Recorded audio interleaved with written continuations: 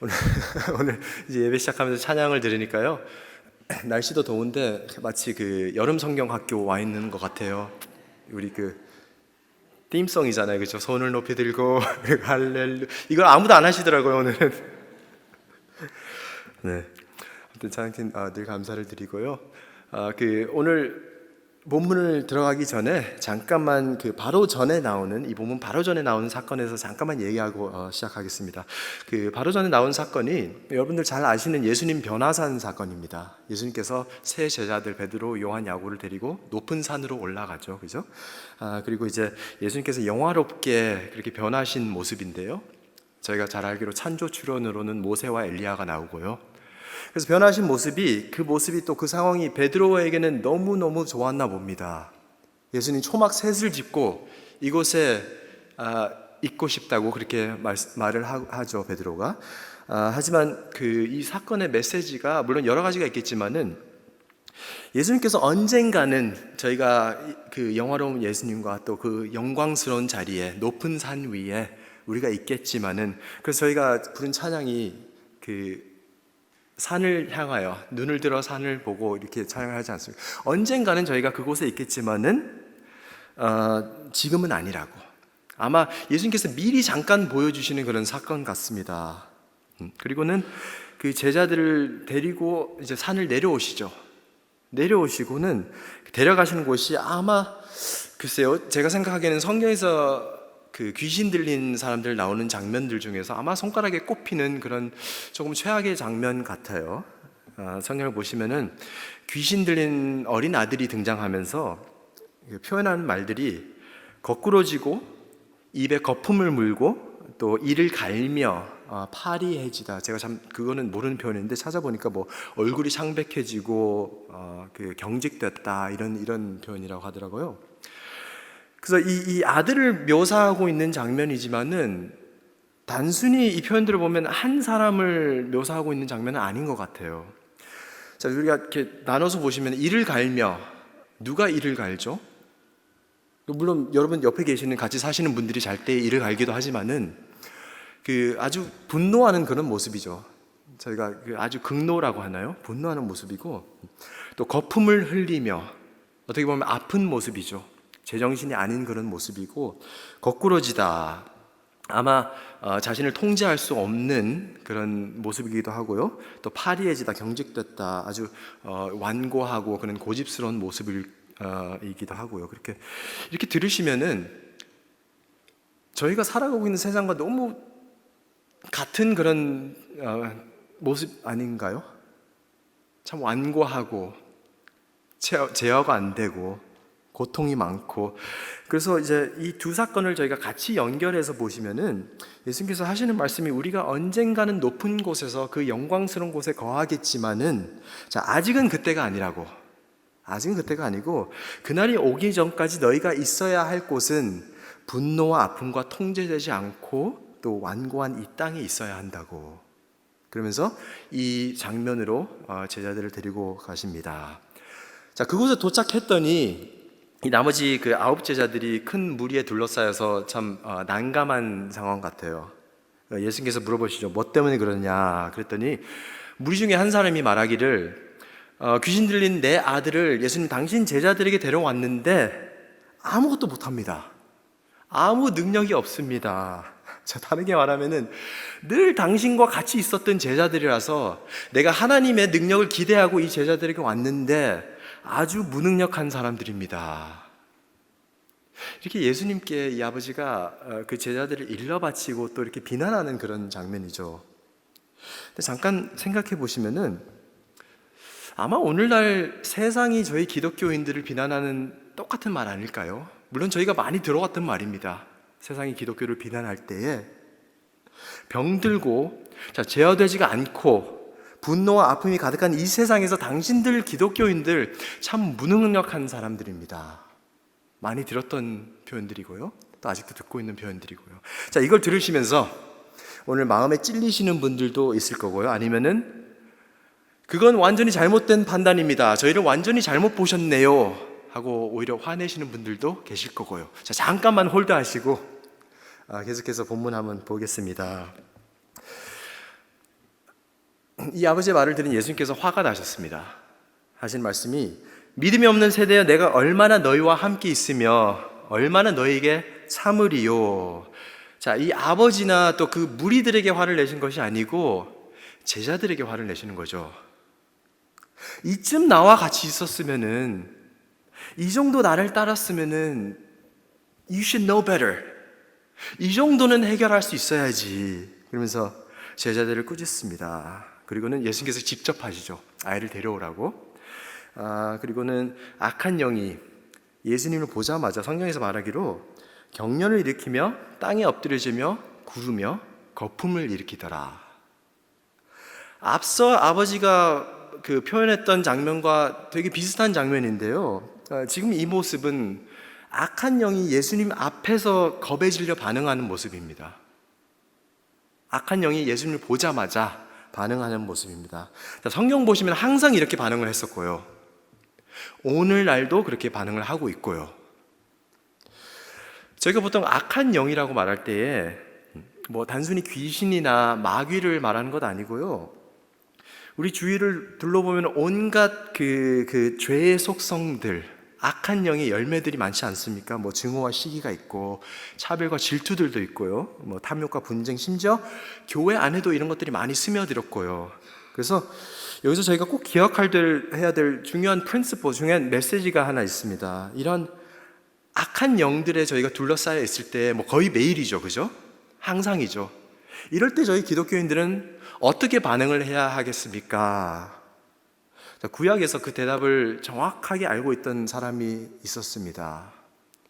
다윗이요, 골리앗 앞에 섰을 때 이렇게 말합니다. 너는 칼과 창과 단창으로 내게 나오거니와 나는 만군의 여호와의 이름, 하나님의 이름으로 내게 나아가노라. 아멘. 나는 하나님의 이름으로 나아가노라. 자, 하나님의 이름에 능력이 있고, 그러기에 그 이름이 선포되는 곳에서 악한 영은 겁에 질려 반응합니다. 아멘. 항상 그랬고요. 오늘도 그러고요. 지금 이 시간도 그러고요. 근데 제가 가끔씩 이렇게 묵상하면서 생각해 보면은 어쩌면 오히려 좀 슬픈 현실이지만은 악한 영들이 저희들보다는 예수님을 더 존중하는 것 같아요. 바로 반응하거든요.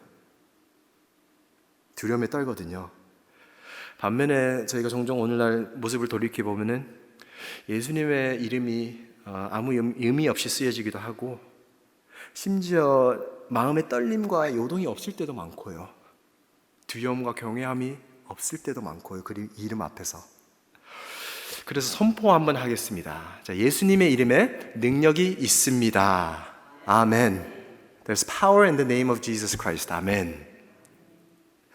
자, 계속해서 본문 보시면은 이 귀신 들린 아들이 이랬다 그래요. 어릴 때부터 불과 물에 자주 던져졌다고 합니다. 가족들에게는 상당히 고통스러웠던 시간 같아요. 이 아버지가 얼마나 걱정하며 초조해하며 근심하며 이렇게 살았을지 상상도 되고요. 그러면서 아버지가 절실하게 하는 말이 예수님께 무엇을 하실 수 있거든 당신이 하실 수 있다면 우리를 불쌍히 여기사 도와주옵소서. 예수님께서 이제 아버지가 예수님께 간절히 구하는 장면이지만은 그 성경이 다른 병 고침 받은 사람들의 모습과는 조금은 다른 것 같아요. 혈류병 여인의 그 모습을 보면은 내가 어떻게든 예수님께 다가가서 옷자락만 만질 수 있다면은 나을 거야 하는 그런 믿음이 있었죠. 우리 그 중풍병자 내 친구들은 어떻게든 지붕을 뚫고라도 예수님께만 가면 해결이 될 거야 하는 절대적인 믿음이 있었고요. 근데 이 아버지 말 속에는 확신이 없습니다. 예수님, 당신이 하실 수 있다면 if you can 이거든요. 가능하시다면은. 그래서 이 모습 보면서 어떻게 예수님께 나와서 간구를 하면서 이런 반쪽짜리 믿음을 가지고 그렇게 간구할 수 있을까? 근데 이어서 보시면 아버지가 하는 말이 우리를 불쌍히 여기사 도와주소서. 불쌍히 여기사 도와주옵소서. 이 장면에서 이곳에 모인 사람들 있잖아요.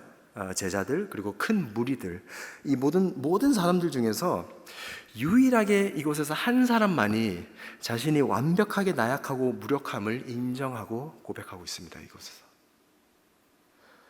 예수님, 내가 할 수 있는 일 아무것도 없습니다. 내가 가진 능력 아무 도움 안 됩니다. 내가 세울 수 있는 계획 아무것도 없습니다. 그러기에 주님, 나를 불쌍히 여기소서. 참고로 이 바로 전장에 예수님께서 자기 부인의 모습에 대해서 말씀을 하시거든요. 아마 그 예수님께서 말씀하신 자기 부인의 모습이라고 생각합니다. No to me, yes to you, Jesus. 그리고는 예수님께서 하신 말씀이 이게 참 많은 사람들이 좋아하는 구절이죠. 할 수 있거든이 무슨 말이냐? 믿는 자에게는 능히 하지 못할 일이 없느니라. 아멘. 이게 제가 개인적으로 참 좋아하는 구절이고요. 또 제가 대학교 때 참 의지를 많이 했던, 거의 매일매일 의지를 했던 구절입니다. 제가 와이프를 쫓아다니면서요, 4번 고백을 하고 4번 거절을 당하고 5번째 성공을 했거든요. 저희 와이프는 뭐 자기는 2번밖에 거절을 안 했다고. 근데 뭐 때린 놈이 뭘 기억하겠어요? 맞은 놈이 기억하죠, 그죠? 자, 제 딴은 4번 차이면서 이 구절을 매일매일 외우고 매일매일 기도했거든요. 믿습니다, 믿습니다 이러면서. 심지어 그 당시에 그 요즘 소셜미디어처럼 싸이월드라고, 거기에 제가 이제 대문짝만하게 이 구절을 적어놨어요. 근데 한 번은 하루 이제 저희 와이프가 저한테 이제 그냥 친구로 지내다가 제가 하는 말이 묻더라고요. 이걸 보면서 안 된다고. Don't try 이렇게 말하더라고요. 그래서 또 이제 그 와이프 친구들도 비웃더라고요. 근데 생각해보면 20년 지난 지금 제가 웃고 있거든요. 제 딴에는 참 귀한 말씀이고 놀라운 말씀 안 할 수가 없습니다. 자, 믿는 자에게 능히 하지 못할 일 없느니라. 이걸 들은 아버지가 이렇게 외칩니다. 내가 믿나이다. 그러나 나의 믿음 없는 것을 도와주소서. 이게 좀 모순적인 표현이거든요. 믿나이다. 그러나 나의 믿음 없는 것을 도와주소서. 자, 그 아버지가 하는 말이, 예수님, 내가 정말로 믿고 싶습니다. 하지만 내 마음속에 아직도 불신과 아직도 의심이 있습니다. 내 안에. 그리고 그것들을 극복할 능력이 없습니다. 그러니 예수님, 그것조차, 믿는 것조차 나를 도와주소서. 자, 다시 한번 완벽한 자기 부인의 모습이죠. 완벽한 예수님 앞에서 자기 나약한 모습이죠. 자, 아마 이 모습에 공감하는 분들이 계실 것 같아요. 믿고자 하는 마음과 또 불신의 마음이 왔다 갔다 하는 거죠. 시간에 따라서, 장소에 따라서, 어울리는 사람들에 따라서, 몸의 상태에 따라서, 재정에 따라서 저희가 믿음이 좋아질 때도 있고요, 믿음이 약해질 때도 있고요. 그러면서 때로는 그런 저희들의 모습을 보면서 죄책감이 들기도 하고요. 그래서 제가 가끔 설교나 뭐 이제 종종 그 교회에서 하는 얘기가 들으면은, 어떻게 그런 불신의 마음으로 예수님께 나와서 간구를 하느냐고, 어떻게 의심하면서 그렇게 간구할 수 있냐고. I think it's fine. 자, 예수님께서 이 아버지의 완벽한 믿음을 보시고 치유하시는 게 아니잖아요, 그죠? 오히려 이 아버지의 완벽한 나약함을 보시고 또 온전한 자기 부인을 보시고 치유하십니다. 그리고는 이제 아들의 몸에서 귀신을 쫓아내시고 이제 아들이 치유가 되죠. 근데 여기서 참 중요한 한 가지 사실은요, 이 아들은 아무것도 한 게 없거든요. 자기 부인도 없었고 또 믿지도 않았고 고백도 없었고요. 근데 치유를 받습니다.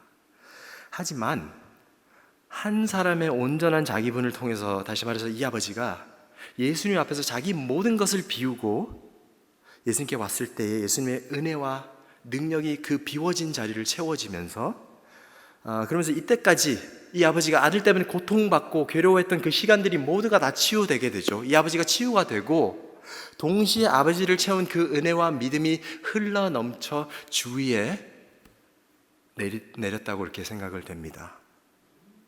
예수 믿는 사람들의 모습이어야 되지 않을까요? 예수님의 은혜가 가득 찬 모습으로 저희가 살아갈 때에 마치 저희가 그 유리잔에 포도주를 가득 채워가지고 끝까지 가득 채워가지고 걸어갈 때에 가는 곳마다 만나는 사람들마다 부딪히는 곳마다 일하는 곳마다 포도주가 흘러넘쳐서 자국이 남게 되잖아요. 그 은혜가 우리를 통해서 흘러넘치거든요. 근데 이 다음 장면에 보시면은 왜 제자들은 그러지 못했나 하는 이유가 나옵니다. 모든 사건이 다 종료가 되고 예수님이 이제 제자들 데리고 집에 들어가셨습니다. 아마 제자들이 좀 어색하기도 하고 좀 이렇게 게으티하기도 하고 그래서 쭈뼛쭈뼛했던 것 같아요. 그래서 물어본 말이 예수님, 우리는 어찌하여 능히 그 귀신을 쫓아내지 못하였나이까?